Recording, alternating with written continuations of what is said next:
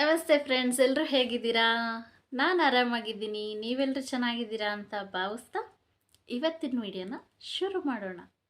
ಮನೆಯಲ್ಲಿ ಹಿರಿಯರ ಕೈಯಲ್ಲಿ ನಿರ್ಧಾರಗಳು ಇರುವವರೆಗೂ ಆ ಮನೆ ಒಡೆಯೋದಿಲ್ಲ. ಮನೆಯಲ್ಲಿ ಎಲ್ಲರೂ ಹಿರಿಯರಾಗಲು ಪ್ರಾರಂಭಿಸಿದಾಗ ಮನೆ ಒಡೆಯಲು ಹೆಚ್ಚು ಸಮಯ ತೆಗೆದುಕೊಳ್ಳೋದಿಲ್ಲ.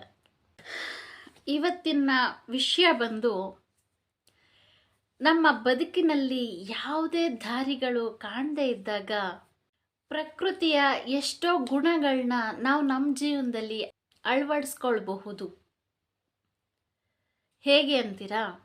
ಫಾರ್ ಎಕ್ಸಾಂಪಲ್, ಇವಾಗ ನದಿಯನ್ನೇ ತೆಗೆದುಕೊಂಡ್ರೆ ಆ ನದಿಯ ಗುಣಗಳನ್ನ ನೆನಪಿಸ್ಕೊಳ್ಳಿ, ಮತ್ತು ಅದು ಯಶಸ್ವಿ ಬದುಕಿಗೆ ತುಂಬ ಅಮೂಲ್ಯ ಅಂತ ಹೇಳ್ಬೋದು. ಹೇಗೆ ಇದೆಲ್ಲ ಹೇಗೆ ಸಾಧ್ಯ ಅನ್ನೋದನ್ನು ಈ ವಿಡಿಯೋದಲ್ಲಿ ಇವತ್ತು ನಾನು ತಿಳಿಸ್ತಾ ಇದ್ದೀನಿ ಫ್ರೆಂಡ್ಸ್. ಬನ್ನಿ, ತಡ ಮಾಡದೆ ವಿಡಿಯೋನ ಶುರು ಮಾಡೋಣ. ಯಾರೆಲ್ಲ ಹೊಸದಾಗಿ ನನ್ನ ಚಾನಲ್ ನೋಡ್ತಾ ಇದ್ದೀರಾ ದಯವಿಟ್ಟು ಸಬ್ಸ್ಕ್ರೈಬ್ ಮಾಡ್ಕೊಂಡು ಚಾನಲ್ ನೋಡಿ ಅಂತ ಕೇಳ್ಕೊಳ್ತಾ ಈ ವಿಡಿಯೋನ ಶುರು ಮಾಡ್ತಾ ಇದ್ದೀನಿ ಫ್ರೆಂಡ್ಸ್. ಬದುಕು ಸಾಕು ಎನಿಸಿದಾಗ ಪ್ರಕೃತಿಯಿಂದ ಮನುಷ್ಯ ಕಲಿಯೋದು ದೊಡ್ಡದಿದೆ.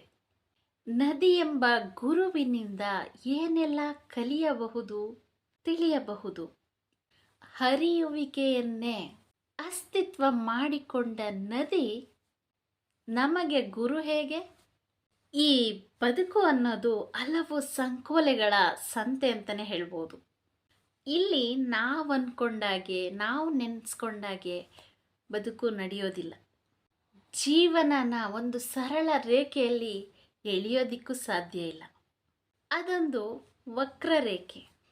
ಜೀವನದಲ್ಲಿ 108 ತಿರುವುಗಳು, 108 ಏರಿಳಿತಗಳು. ಈ ಬದುಕಿನಲ್ಲಿ ಒಂದೇ ಸ್ಥಿತಿ ಕಾಯಮಾಗಿರೋದಕ್ಕೆ ಸಾಧ್ಯನೇ ಇಲ್ಲ. ಸ್ಥಿತಿಗತಿಗಳು ಬದಲಾಗೋದೇ ಜೀವನ. ಕೆಲವೊಂದು ಸಲ ಅಂತೂ ಇಡೀ ಜೀವನನೇ ಮಂಕು ಕವ್ದಂತೆ ಆಗೋಗುತ್ತೆ. ಎಲ್ಲ ದಾರಿಗಳು ಮುಚ್ಚೋಗಿವೆ, ಮುಂದೆ ಯಾವ ದಾರಿನೂ ಕಾಣಿಸ್ತಿಲ್ಲ ಅಂತ ಅನಿಸಿ ವಿಷಾದ ಮನೋಭಾವನೆಗಳು ಶುರುವಾಗೋದು ಸರ್ವೇ ಸಾಮಾನ್ಯ. ಎಷ್ಟೋ ಜನರಲ್ಲಿ ಇದಾಗಿರುತ್ತೆ, ಆಗ್ತಾನೇ ಇದೆ. ಇಂಥ ಪರಿಸ್ಥಿತಿ ಬಂದಾಗಂತೂ ಜೀವನ ಸ್ಪಷ್ಟವಾಗಿ ಒಂಟಿತನವಾಗಿ ಎಲ್ಲೋ ಒಂದು ಗುಡಿಸಲಿಗೆ ಬಂದು ನಿಂತಿರೋ ಥರ ಅನಿಸುವಂಥದ್ದು ಸಹಜ. ಕತ್ತಲೆಯಂತಹ ಸಂದರ್ಭಗಳು ಬಂದಾಗ ನಮ್ಮ ನೆರಳು ಕೂಡ ನಮ್ಮ ಜೊತೆ ಬರೋದನ್ನು ನಿಲ್ಲಿಸ್ಬಿಡುತ್ತೆ. ಆದರೆ ನೆನ್ಪಿಟ್ಕೊಳ್ಳಿ, ಪ್ರಕೃತಿ ಜೊತೆಗೆ ನಮ್ಮನ್ನು ನಾವು ಬೆಸೆದ್ಕೊಂಡ್ಬಿಡ್ಬೇಕು. ಎಂತಹ ಸಂದರ್ಭ? ಗುಡುಗು, ಮಿಂಚು, ಸಿಡಿಲು, ಬಿರುಗಾಳಿನೇ ಬಂದರೂ ಅಚಲವಾಗಿ ನಿಂತಿರುವಂಥ ಹಿಮಾಲಯ ಪರ್ವತಗಳು, ಇವು ನಮಗೆ ಪ್ರೇರಣೆಯನ್ನು ನೀಡ್ತವೆ. ಇದರಂತೆ ಮನುಷ್ಯನ ಬಾಳಿಗೆ ನದಿಯೂ ಕೂಡ ಹಲವು ರೀತಿಯಲ್ಲಿ ಪಾಠವಾಗಿ ನಿಲ್ಲುತ್ತದೆ. ನದಿಯ ಕೆಲವು ಗುಣಗಳನ್ನ ನಾವು ಅಳವಡಿಸ್ಕೊಂಡ್ರೆ ನಮ್ಮ ಬದುಕು ಬೇರೆ ದಿಕ್ಕಿನತ್ತೆ ಹೊರಳುತ್ತೆ, ಹೊಸ ಹಾದಿಗಳು ತೆರೆದುಕೊಳ್ಳುತ್ತೆ. ಈ ನದಿ ಎಂಬ ಗುರು ನಮಗೆ ಏನೆಲ್ಲ ಹೇಳ್ಕೊಡುತ್ತೆ ಗೊತ್ತಾ? ನಿಮ್ಮ ಹಾದಿಯನ್ನು ನೀವೇ ಸೃಷ್ಟಿಸಿಕೊಳ್ಳಿ. ನದಿಗೆ ತನ್ನದೇ ಆದ ಒಂದು ಹಾದಿಯಲ್ಲಿ ಅದು ನುಗ್ಗಿದ ಕಡೆಯೆಲ್ಲ ಅದರದೇ ದಾರಿ. ನೀವು ನದಿನ ಸರಿಯಾಗಿ ಗಮನಿಸಿ ನೋಡಿ. ಆ ನದಿಗಳು ತಮ್ಮ ಹಾದಿಯನ್ನು ತಾವೇ ಸೃಷ್ಟಿ ಮಾಡ್ಕೊಂಡಿರ್ತವೆ.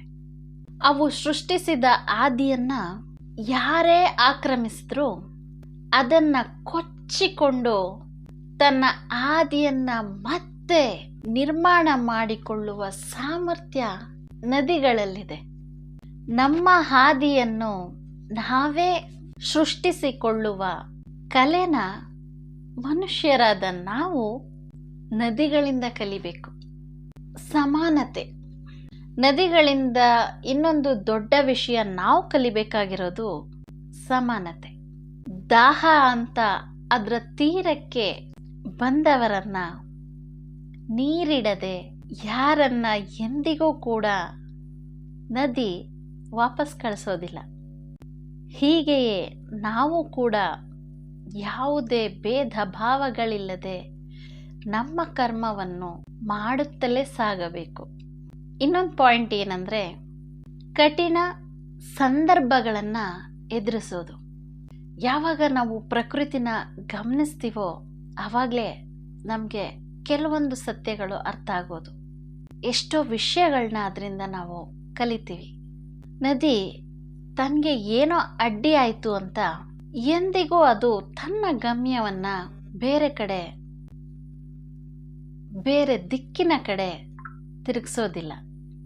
ತನ್ನ ಅರಿಯುವಿಕೆಯ ಗುಣವನ್ನು, ರಭಸವನ್ನು ಎಂದಿಗೂ ಕಡಿಮೆ ಮಾಡಿಕೊಳ್ಳುವುದಿಲ್ಲ. ಅಡ್ಡಿಯಾಗಿ ನಿಂತಿದ್ದನ್ನೆಲ್ಲ ಕೊಚ್ಚಿಕೊಂಡು ತನ್ನ ಒಡಲಿನಲ್ಲಿಯೇ ಎಳೆದುಕೊಂಡು ಮುನ್ನುಗ್ಗುವ ಸ್ವಭಾವ ನದಿಯದ್ದು.